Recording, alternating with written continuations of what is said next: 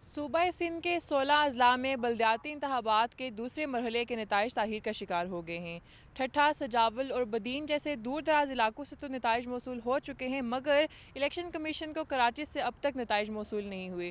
آئیے جانتے ہیں ارکان پارلیمنٹ اس بارے میں کیا کہتے ہیں۔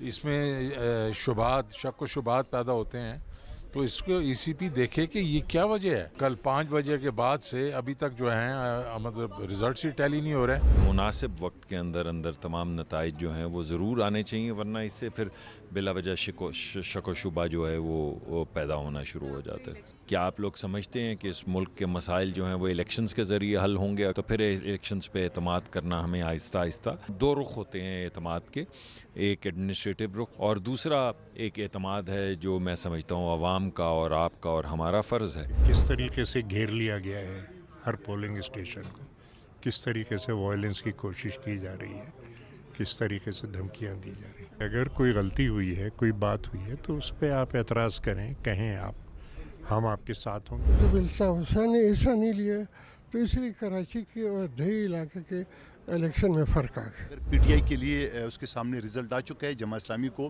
اور پیپلز پارٹی کے سامنے بھی رزلٹ آ چکا ہے۔ تو اب چور مچائے شور، 2800 نشستوں میں سے 2450 نشستیں پیپلز پارٹی بلا مقابلہ جیت گئی۔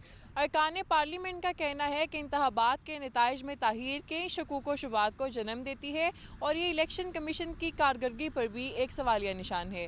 کیمرہ مین اسد شیخ کے ساتھ عائشہ امتیاز عباسی، ABN نیوز، اسلام آباد۔